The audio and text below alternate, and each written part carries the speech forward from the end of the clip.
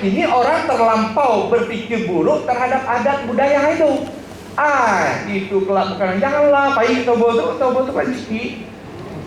Karena asumsinya bahwa adat pada zaman kolonial itu sudah dianggap diblunder oleh zaman kolonial, seolah-olah adat itu merintang masuk itu. Ganjal. Padahal tidak demikian, tujuannya memperindah. Janganlah kau pakai songkok-songkok itu aku. Janganlah pakai kan kain menjengkok. Padahal elok menurut saya pun elok, ganteng. Jadi ini masalah ini. Ya, kemudian adat itu apa? Adat itu untuk bagaimana menjaga keharmonisan di dalam rumah tangga, masyarakat. Karena itu adat itu sendirinya pada syarat bersendiri pada kitabullah. Nah, sekarang kalau salah, tadi Pak Ustadz mengungkapkan bahwa menerjemahkan bagaimana agama ini, khususnya yang kita bicarakan tadi salah satunya agama Islam, ini yang salah. Nah, kesalahan ini ketidakmantapan di dalam pengembangan atau iman dan takwanya, makanya dia terjadi penyimpangan-penyimpangan. Begitu pula dalam adat istiadat. Tujuannya yang kedua, yang berikutnya itu adalah bagaimana membuat keharmonisan. Nah, tadi keluhan yang terakhir macam mana? Yang modern itu adalah yang diambil dari luar. Inilah literasi media yang sedemikian rupa tambah menghancurkan kita, sehingga kejadiannya hubungan kita manusia dengan manusia, di dalam adat juga diatur manusia dengan manusia, manusia dengan alam, manusia dengan yang kait dengan Allah, dengan Tuhannya. Ini yang tidak balance sekarang ini. Ini permasalahan. Lalu kalau macam itu, Bengkulu ini Pak, saya beritahu Pak bahwa baru ada perda tentang adat itu tahun nomor 7, perda provinsinya itu tahun 93. Jadi dari 79 93 vakum dalam siapa yang memegang peranata adat ini, sehingga sering terjadi nggak sinkron antara apakah itu lurah, apakah itu ketua adat di sana, nggak sinkron. Nah, lalu di kota ini bukan 14 tahun, 24 tahun, Pak. Karena undang-undang perda nomor 29 tahun 2003 dan 79 tadi berarti sudah 24 tahun baru ada. Dan kehilangan pegangan itu sudah cukup lama sehingga hampir lost satu generasi dalam penanaman nilai-nilai budaya, nilai-nilai adat istiadat. Kita dia lalu saya yakin bangun juga penanaman nilai adat istiadat sewaktu itu alam lain kita baik keluarga maupun kita tak kuat, karena rasa malu, rasa segan, rasa perlu keseimbangan dan sebagainya nggak ada, yang membuat orang terlena, masuklah dia menjadi teroris dan sebagainya. Nah, artinya penting bahwa ada suatu keseimbangan. Lalu yang tidak seimbang apa ini permasalahannya? Coba dilihat. Kini orang menuhankan akademik nilai-nilainya. Nilai-nilai yang dianggap seperti Tuhan itu kini oleh masyarakat banyak, termasuk keluarga kita sendiri misalnya, adalah nilai-nilai akademik. Nilai-nilai sekolah. Nyo S1, nyo S2, nyo doktor, itu baru sip, aduhai. Tapi kalau nyo pacak ngaji, kata Quran, ada tamat haji waktu nak jadi pengantin, kuno. Iya kan? Sehingga anak kita tak baca ngaji. Masa waktu nak akad nikah, coba kau baca dulu Bismillahirrahmanirrahim. Coba sadar. Yang mana Pak sadar? Ini yang jadi permasalahan. Ini jadi permasalahan. Penilaian terhadap nilai-nilai agama yang ada di tengah masyarakat turun. Jadi yang dituhankan itu nilai-nilai akademik.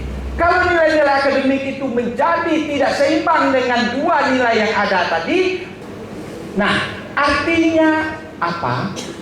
Orang melihat nilai itulah yang seluruhnya menjadi pedoman dalam hidup sekarang ini. Anak dapat ranking, anak dapat olimpiade matematika dan sebagainya, nah itu na gadget semua. Akibatnya apa? Di dalam WC anak terjun itu. Tapi anak khatam Quran di TPA, di musola, di masjid, apa anak? Ya minta PT, saya kasih itu nah guru kami itu 50.000 jadi lah. Kalau 50.000 apa? Kelak lah itu, yang penting sekolah. Inilah kejadian saat ini.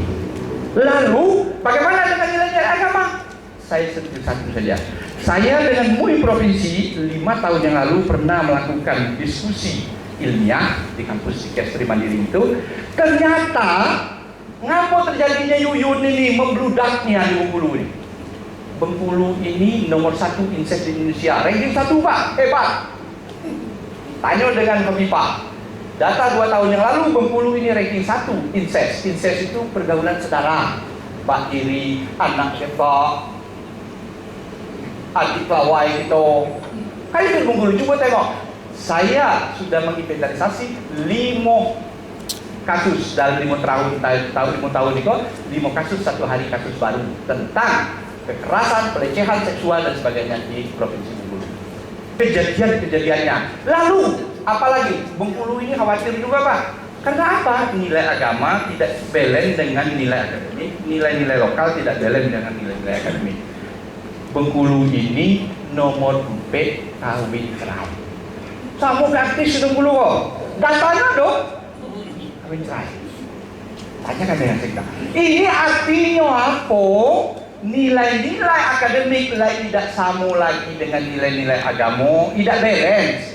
Balance itu bahasa Inggris, kalau bahasa Inggris tidak seimbang. Ya kan? Balance kan? Balance itu tidak seimbang. Jadi tidak seimbang antara penanaman nilai-nilai akademik dengan nilai-nilai agama, apalagi dengan nilai-nilai adat istiadat dan budaya.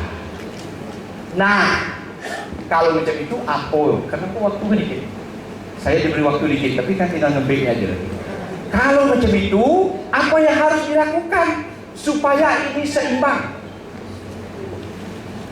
Saya tidak ingin terlalu banyak, nanti kita bisa berdiskusi. Supaya seimbang, yang pertama, tanamkan nilai-nilai lokal itu atau nilai-nilai agama itu atau local wisdom itu kepada anak-anak itu mulai dari anak itu dalam kandungan. Kalau dalam bahasa agamanya kan juga macam itu.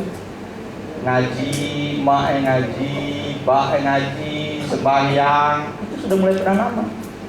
Di dalam budaya adat istiadat orang diatur juga dalam hal hubungan sosial dan sebagainya itu mulai dari lahir sampai ke liang kubur. Cuma kalau kita ngecek siklusnya di dalam budaya itu seperti itu, kan agama lah do ngaturnya. Iko pulau yang jadi masalah Pak. Sekarang ini, kalau dulu enggak orang tua-tua, tapi kalau sekarang ini, untuk apa lagi kan agama lah do. Untuk apa lagi kan hukum positif kita sudah ada.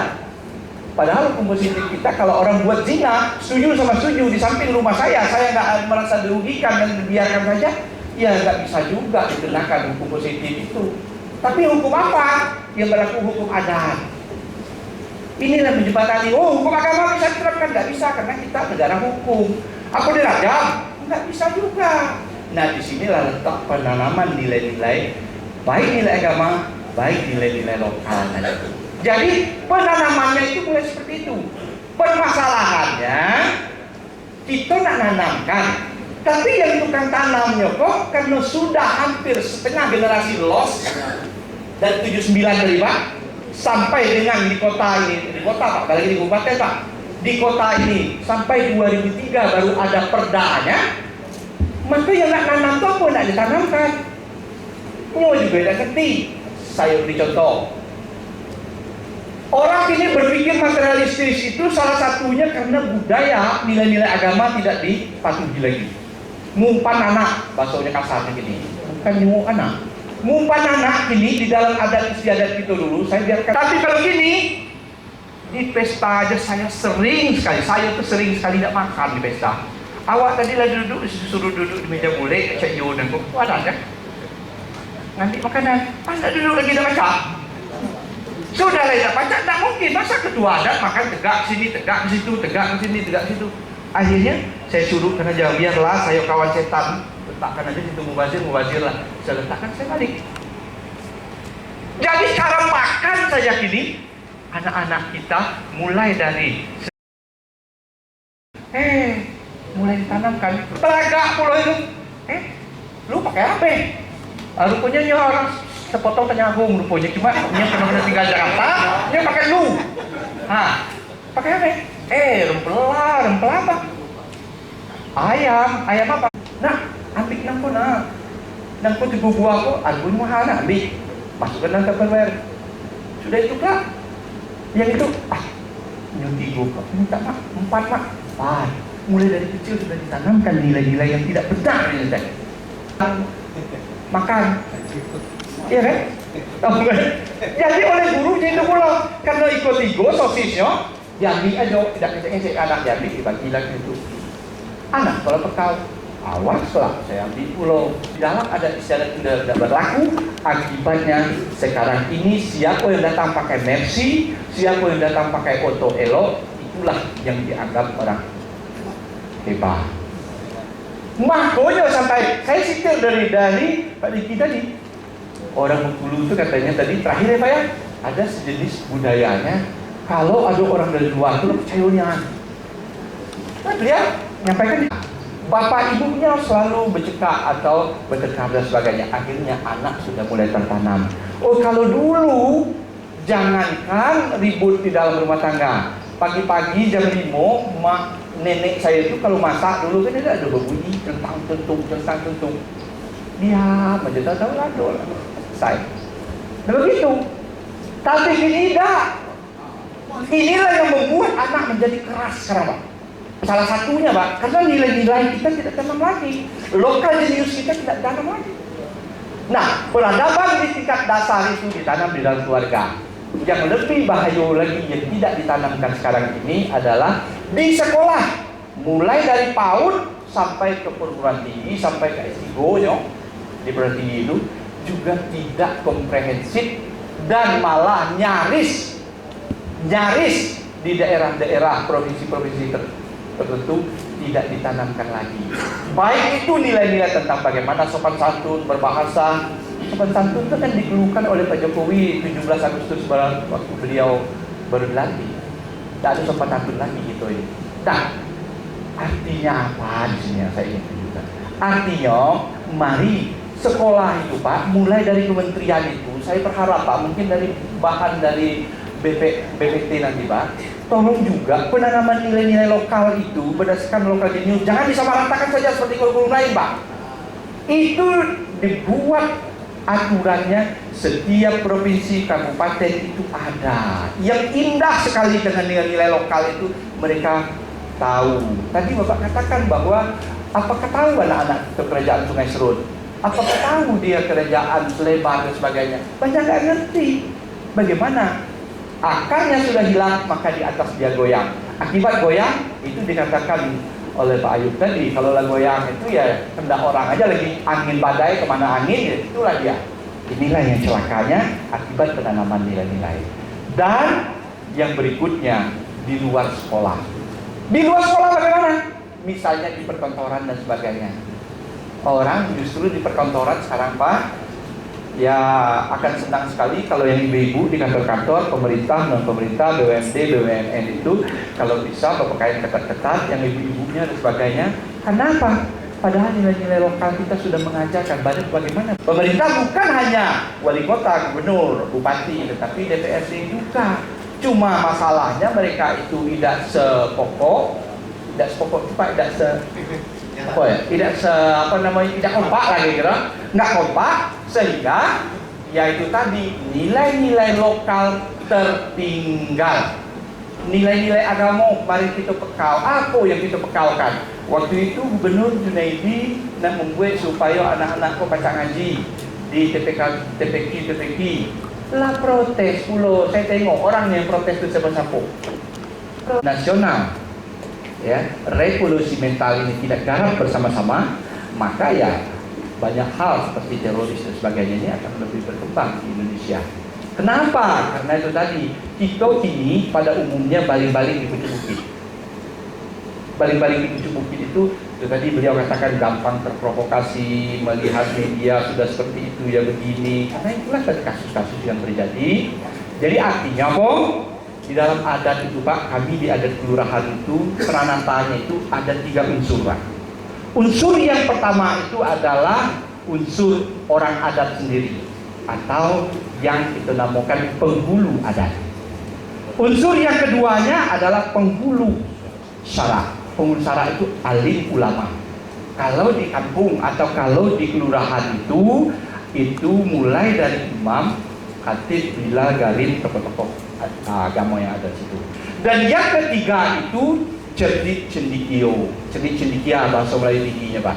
Nah, tokoh-tokoh masyarakat inilah orang-orang pintar, orang-orang yang calak, orang-orang yang dipandang oleh masyarakat. Kalau tiga ini sudah membentuk, maka yakinlah kejadian di tengah masyarakat tentang bagaimana deteksi dini terorisme itu bisa jalan. Tapi sekarang ini nggak bisa jalan. Kenapa? Karena antara, katakanlah apakah itu mulai dari lurahnya sampai ke RT-nya, kaitannya dengan adat bagaimana. Kadang-kadang kasus kecil aja, ada orang lapor Pak RT yang mau WNA, oh ini mau deteksi aja, janganlah lapor itu ada tuh. Kalau di limbenya Pak, sekian persen. Inilah mulai dari tidak sinkronisasinya Pak. Jadi maksud saya ke depan bukan hanya di kalangan tokoh adat saja. Kami berharap juga di kalangan tokoh-tokoh pemerintahan yang ada di kelurahan juga, sehingga ada sinkronisasi. Sebab kalau tidak satu kata, Indonesia ini tidak pernah ada. Tapi karena dia satu kata, bersatu, ya kata beliau tadi seperti sapu lidi. Karena yang dikebek banyak, maka kue dan bisa membersihkan. Apa yang dibersihkan? Ya salah satunya terorisme yang ada di kelurahan yang kita bisa deteksi dininya itu. Inilah tugas kita sehingga ada keseimbangan di tengah-tengah masyarakat kita. Lalu apa lagi solusinya? Solusinya, Pak, kami ini butuh di Indonesia ini. Saya mewakili saja Indonesia ini Pak, bukan Bengkulu saja, bukan Provinsi Bengkulu saja, daerah lain juga begitu. Ada suatu hal yang fundamental ditanamkan secara formal kepada anak-anak kita. Kalau berbicara formal berarti di sekolah. Kalau berbicara di sekolah, sekarang ini walaupun definisi PAUD itu tidak masuk sekolah tempat bermain-main, tapi mulai dari PAUD sampai kepada perguruan tinggi S3-nya itulah yang harus ditanamkan salah satu nilainya. Ya, kalau kami di adat ini Pak, ya kalau kami bisa melakukan itu, tetapi kan di tengah masyarakat nggak bisa. Karena kami di adat ini Pak, ibarat kata orang, maksud hati tidak memeluk gunung, tapi apa dayo, gunung itu meletus Pak kadang-kadang. Misalnya apa? Ketua-ketua adat saya ini Pak, nggak ada Pak dapat anggaran Pak. Jangan ketua adat, apalagi ketua BMA. Ini yang celaka. Katanya kita mau berpihak bagaimana penanaman lokal jenius kita. Tetapi dalam aktualnya, coba lihat anggaran negara mulai dari APBN sampai kepada inilah yang jadi masalah. Jadi mungkin pemikiran kita secara nasional digarap itu secara komprehensif apa yang diminta oleh Presiden Jokowi itu, sehingga penanamannya itu ya simultan ya. Ya kalau tidak, ya kita masih tetap seperti ini saja. Dan saya paling khawatir kalau rombongan yang tua-tua ini Pak. Saya ini ketua adat tapi muda Pak. Masih muda Pak, masih rambutnya belum banyak yang putih. Jadi kalau tokoh-tokoh adat ini sudah menghilang Pak, undang-undang tentang kebudayaan akan keluar sehingga kebudayaan bisa bergerak. Karena kebudayaan itu dipelintir-pelintir Pak. Kemarin masuk ke departemen ini, sekarang balik lagi ke ibundanya, Departemen Pendidikan dan Kebudayaan. Sekarang ini ada konsep Pak, saya kadang miris, tapi orang nggak tahu bagaimana caranya. Ada kerinduan membentuk desa adat lagi Pak. Itu ada program di Dirjen Kebudayaan, membentuk desa adat.